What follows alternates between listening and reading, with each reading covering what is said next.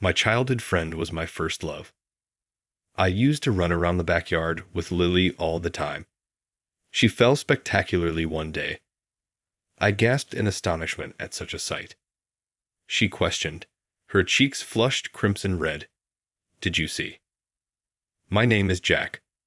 Although my parents no longer live here, I will always have a warm spot for the name they gave me. In my early years, my mother got married again. I have no recollections of my biological father. My mother's second husband was the only father I knew. He was a really kind guy. He was my biological father, I always believed. He became ill after a violent cold snap when I was in elementary school and died suddenly. I believe my mother suffered a great deal as a result of his passing because she was such a big fan of him. Not long after his death, my mother's health deteriorated and she too passed suddenly. I was on my own. When I was in elementary school, I discovered that sadness could really kill a person. My paternal grandma Bella Barnett was the one who took me in when I was abandoned. She was the one, I was told, who had fought against my parents' union all the way through. My grandma and I were the only surviving relatives after my grandfather had already passed away. However, I am not a blood relative of my grandma.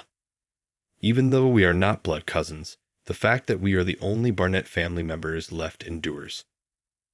My grandma took over my grandfather's company and continues to work there now. She is the epitome of the matriarch. Even mature men bow down before her when she gets going because of her intense fervor despite her seeming frailty. When I was a kid, it was really horrifying. I was just afraid when I learned that I would be living with such a grandmother. Up to the day I had to move in with such a terrifying individual, I can still remember crying every day. I'm 25 years old now. Despite her concern, my grandmother raised me in a really admirable way. There was a strange feeling when we initially moved in together, since neither of us understood how to talk to the other. I assumed that Lily, the daughter of the gardener who worked at my grandmother's house, served as our intermediary. Lily was a newborn when she was originally taken in by my grandma, and her father had her out in the garden when she was dumped on our porch. It seems that her father was raising Lily alone after his wife left him, and my grandmother had allowed him to take Lily to work. My grandma and I couldn't get along for 3 years, and I never felt comfortable coming home. The young infant was sleeping on a mattress that was spread out on the porch when I arrived home from school one day. She smiled broadly at me as I peered over. I gave her a gentle prod on the cheek because her face was so cute. I was shocked when she began sobbing loudly all of a sudden. That's when my granny arrived. "Jack, welcome home." Oh no, it appears that she is not feeling well. My grandmother picked up the wailing baby and started to comfort her. I think my expression expressed my amazement upon seeing my grandmother for the first time. The infant seemed to be having fun as it swung softly in my grandmother's arms and burst out laughing. "Grandma, can you do magic?" I inquired. My grandmother looked at me a little confused, but then grinned and answered, "Yes, I can." "Can Grandma's magic make my chest feel better too?" I remarked, glancing at the giggling infant, that my chest hurt and felt chilly all the time. It had been that way since I lost my parents. I wanted my grandmother's magic to make me giggle like this baby, if she could do that. At the time, I was a little immature compared to my peers. My grandma put her hand softly on my chest and whispered, "It's a secret," in response to what I had stated. A peculiar perfume blended with the smell of my grandmother's burning incense and newborn milk when she got close. My chest warmed as my grandmother caressed me tenderly. The feeling of being choked that had constantly been in my chest vanished like crazy after that. It's incredible. That no longer hurts, I told my grandmother with excitement. I can vividly picture my granny laughing while wearing a rather worried expression. The peculiar disconnect that had existed between my grandmother and myself disappeared that day. I'm 5 years older than Lily. Lily was in elementary school when I started middle school.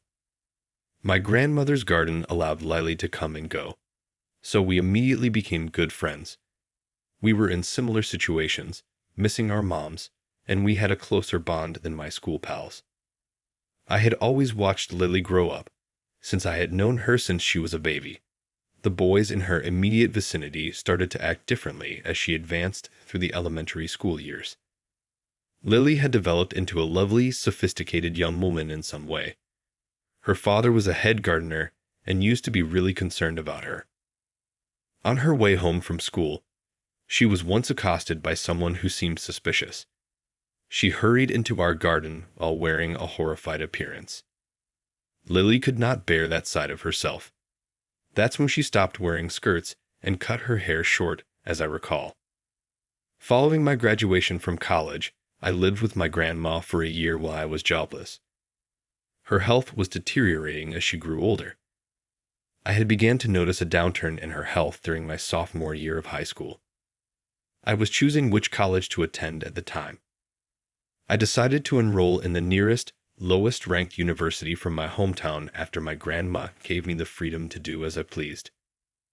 My class advisor attempted to get me to pursue a more esteemed university, but I had no plans to move away from my grandmother. Naturally, I was accepted to the university. I took care of my grandmother for a year following my graduation. After her health had stabilized, I went job seeking and was able to find work. I chose to work at a large advertising agency in my hometown because I had no intention of moving elsewhere. The 1 year difference shouldn't really matter, I thought. Though the world isn't that pleasant, I thought so. On the day of the job offer ceremony, this was brutally brought to my attention. Aside from me, there were 5 other new recruits. They were all elites who had graduated from prominent colleges and seemed to take great satisfaction in that fact. Mr. Baker, a recent graduate of a top university, was in charge of training us new recruits. I was astonished to see him blatantly prefer the junior staff who had graduated from the same university as him. As a recent graduate of a lowly university, I was treated as if I were inhuman. Since the pre-joining orientation, things have been this way, and I'm becoming sick and tired of it every day. Oh, he looks so fed up again today, my grandmother, who had regained some of her vitality, said while sitting on a rocking chair in a room with a view of the garden, knitting something. The strength in her eyes had not diminished, despite her aging and fragility. I've come to understand that life may be quite difficult. I joke about with my grandmother about Mr. Baker. My grandmother gave my anecdote a hearty laugh. Whoa, it's amazing that a man with his level of tradition is still alive. Ah well, it's Lily back after a lengthy absence. In an instant, hearing Lily's name lifted my heavy heart. Lily should be turning 20 this year, but I haven't seen her since she finished junior high. Our only communication has been via correspondence. Evidently, when Lily was about to graduate from junior high school, she had discussed her future plans with my grandma. Lily was adamant that she could pursue her passion without going to high school. Naturally, Mr. Depp, her father, was adamantly against it. He was adamant that she attend high school, which caused disagreements practically every evening. When I got home from school one day, I saw Mr. Depp and my grandmother seated side by side in the living room. My grandmother beckoned me over as soon as she saw me. I sat down across from my granny. Lily appeared really solemn, and Mr. Depp appeared concerned. I knew right away that this had to do with her future intentions. Dad, I get where you're coming from. Lily was the first to break the silence. I understand the value of high school, but I don't need it. Mr. Depp remarked, sounding disturbed. Even so, you must understand the difficulties you'll face in the real world without at least a high school diploma. He didn't seem to be angry at all. I want to be a horse worker. I wish to develop into a steady hand. I have to train at a ranch for that. My dreams don't deserve me to go off course. Compared to the main leagues, local horse racing offers better career paths for civil servants. However, real-world experience is still required. Maybe I could have an advantage by starting early than others. Lily was sincerely attempting to persuade her father that enjoying high school life at the expense of pursuing her true passions would be a waste. This is the side of Lily that I've always appreciated. She is quite direct and doesn't hesitate at all. She has frequently supported me while I've been struggling. Lily has a point, Mr. Depp. High school life offers many benefits, but what if those benefits don't meet her needs? Isn't that something Lily has to decide? I stated. My remark appeared to have Mr. Depp gasping for air. I believe he was speechless. I concur with you. I believe Mr. Depp's only concern is Lily. Can you then leave Lily's future in my hands? I swear, I'll locate a suitable training facility. My grandma said to Mr. Depp, let's observe the youth's journey together. My grandmother has always had a strong voice, in my opinion. It's challenging to refute. Ultimately, Mr. Depp gave in, and shortly after Lily's middle school graduation, she departed for an Alaskan ranch. Since then, it has been a while since we last saw one another. Lily has just returned from Alaska. I was a little miffed that she didn't get back to me. She claimed that since you were preoccupied with your new job, she didn't want to bother you. Seeing her well in content would be preferable to us not meeting out of consideration. I really thought there was an orientation the following day before I started my new job. I felt disgusted since early in the morning while I was making my way to the firm. Mr. Depp had already begun trimming the garden's plants. I was somewhat relaxed by the aroma of the plants. The sound of the snipping reverberated in the refreshingly calm air. Since I still had some time, I spent it quietly observing Mr. Depp at work. He's becoming a little older and more dignified. It seems that he intends to hire a few trainees in the upcoming year. Being a craftsman himself, I believe Mr. Depp must have known Lily's emotions better than anyone. I finally started to notice stuff like these as I grew older. Master AEL, is today your company's entrance ceremony? Mr. Depp looked up from his job and saw me staring. I'm 25 years old, and he still calls me Master AEL.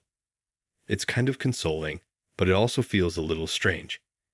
In actuality, this is merely orientation. This is training in preparation for entering the organization.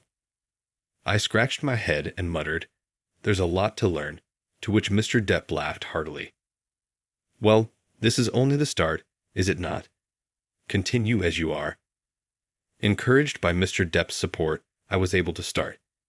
I waved him off, then made my way to the office. It was obvious that I was the outsider as soon as I got to work. It became a big deal that a guy like me, who went to a low-tier college and had been jobless for a while, was hired. Mr. Baker was talking loudly to the other newcomers about my history. It's as if he has no idea what personal privacy is, because he continued the talk despite knowing that I had entered the room. He looked me in the eyes and concluded, I must have some big connections. Being referred to as Mr. Bottom to University all day irritates me, though I try not to let it get to me. After graduating, what did you do? I take it that Mr. Bottom to University is unemployed. Did you belong to the NEET? Mr. Baker never stops making fun of me, and I'm sick of it. It's challenging to learn the crucial training material when you have to listen to him brag about how hard he worked to get into this organization and about his college adventures. Of course, the bullying didn't end there. I was the only one who didn't receive any paperwork or updates from the conference room on room changes. It resembled the kind of elementary school bullying. I was so amused by it that I thought about quitting midway. This might go on forever if this is what it's like to work here. Merely thinking about it depletes all my energy. I can only hope that I'm allocated to a department that is as far away from Mr. Baker as feasible. However, Mr. Baker is not the only issue. The culture of the entire organization is similar to Mr. Baker's. This is a place where it's normal to criticize someone based solely on their educational background, even though he may be an exceptional case. I sensed this general trend quite strongly. Lily was cleaning the yard when I got home from a gloomy training day. For a minute, I couldn't even say hello to her. "Oh, Jack, it's been a while," Lily said as she swung a bamboo broom in greeting. Her waist looked abnormally large. "I made a mistake. I'm receiving treatment at home." She looked up at me, then quickly raised the hem of her shirt. There was a white cast underneath. She apparently fell off a horse while being trained. During her leave, she has returned home to recuperate.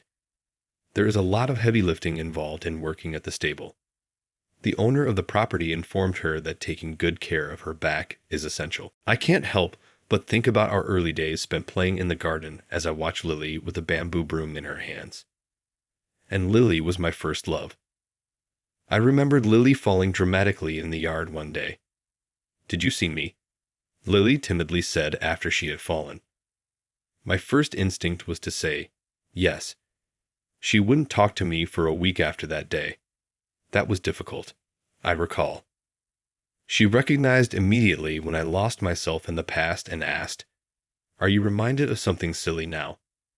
Terrifying me, she raises the bamboo broom. No, not at all. With a broom in hand, Lily begins pursuing me. Fearful, I bolt without thinking. As we rushed about the yard, my grandma could be heard laughing loudly from the porch. "Doesn't running so much hurt you?" Breathless from not exercising enough. Lily continues to calmly chase after me. It hurts, of course. I'm relishing the suffering. It appears that she is going through pain in order to learn from her error. It struck me as a rather firm remark. It's the path I chose. This pain is nothing. After a while, Lily triumphantly climbed onto my back, and I was easily grabbed. My outfit was getting soiled, but it didn't matter to her. Lily gave me a congrats on my back. It was the day of the entrance ceremony, and I had finished my pre-employment training. I was still not sure that joining that company was the proper move. Even though I was still unsure, I dressed in my suit, fastened my necktie, and walked through the front entrance to the company. Whether I like it or not, if I continue to accumulate days like these, my current predicament may eventually be laughed at. Thinking that way seems like self-deception to me. Often, bad instincts are accurate. At the admission ceremony, there was an incident. It took place right before the ceremony began. Mr. Baker began to play about with me in front of the outside guests, as usual. Out loud, he referred to me as the bottom to university guy. It's unexpected that you were able to attend the opening ceremony. People at universities with FF rankings are incredibly resilient. Mr. Baker purposefully shouted loudly enough for the guests to hear that I attend a university on the lower end of the scale. I attempted to dismiss him with a fake smile. "How did you go about getting a job?" Isn't it preferable to express it honestly? Mr. Baker seemed to take pleasure in making fun of me in front of everyone. His constant criticism of me is really getting on my nerves. There was some agitation among the guests, perhaps in response to the term nepotism. "I'd really like to see the face of your parents who got you in here using connections," hissed Mr. Baker. I heard Mr. Baker say it with triumph, but he got no response from me. "You want to see his parents?" I held him up, and a firm voice rang through the hallway. My grandmother was sitting in a wheelchair, wearing a suit with a guest ribbon pinned to her chest, when I swiftly turned to face the voice. I moved the wheelchair in closer proximity to Mr. Baker. The wheelchair was being pushed by Lily. When my grandma suddenly appeared, Mr. Baker was shocked. The CEOs rustled just as my grandmother stepped forward.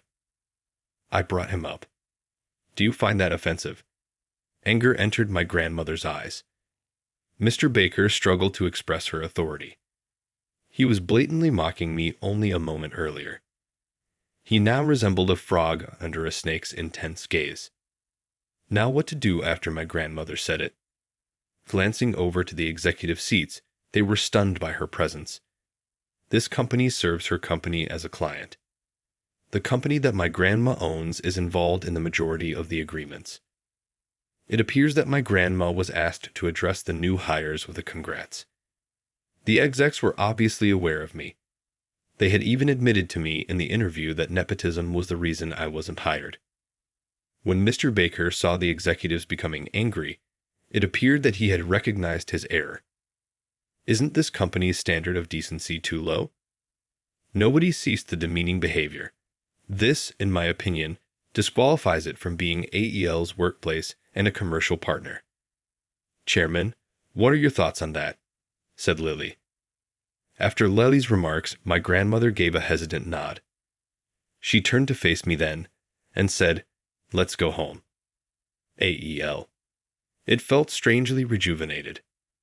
I have no desire to work for this company. I've stirred things up. Please carry on with the ceremony. My grandson will accompany me. On the contracts, we'll get in touch with you, my grandmother remarked. The executives spoke up. Wait, please. My grandma didn't seem to notice the uproar when Mr. Baker was being yelled at to apologize. My grandmother calmly said, "Let's go home." I faced my grandmother once more when I got home. She admitted to me that she had been concerned that I would arrive at work each day with a sad expression. "Jack, don't you have something you really want to do? To be honest, I was taken aback when you selected that business." My grandma stammered when speaking. I think she sees right through everything. That is the company I choose for my granny. You're too considerate. Live more freely, she said, her understanding evident in her tone. My grandma would be pleased that I had selected my place of employment. Taking a deep breath, I resolved myself. I lowered myself so much that my forehead touched the ground. Please allow me to work as Mr. Depp's landscaping trainee. Mr. Depp has always struck me as having a craftsman's manner. Having lost my father when I was young, Mr. Depp was the adult role model I looked up to. I uttered the words that had been lodged in my chest. I want to live as an artisan. It was as if I were breathing new life into my own self. I said to myself, I'm sorry for holding it in all this time. I then formally started working as Mr. Depp's apprentice. Even though I was now an apprentice, it was a little awkward to be called Master AEL. However, the landscaping training was uncompromising and rigorous. Every day, I felt desperate to stay awake while being taught to master the craft, but each day was immensely satisfying. Lily returned to her property in Alaska following her recuperation. She informed me that she will be employed as a stable hand at a nearby racecourse beginning in the next year. I was in no position to fall short against Lily, who was consistently realizing her goals. I would occasionally hear her tease me, "Jack, you're just a late bloomer." Who would gain independence first? It had an air of rivalry. Despite the distance between us, I felt more connected to Lily than before. I developed to the point where I was referred to as Mr. Depp's right-hand man after a few years. I had made up my mind long ago to ask Lily to marry me as soon as I was independent. I told her that today. To be honest, I was expecting her to say yes immediately, but she said, "Wait." Lily had begun her career as an employee of the state. I painfully realized what her wait meant. I said right away, "I'll wait as long as it takes." A stupid relationship where one of us needs to put up with anything is not what I desire. We can wait for each other indefinitely if we show each other respect and concern. That is beyond dispute.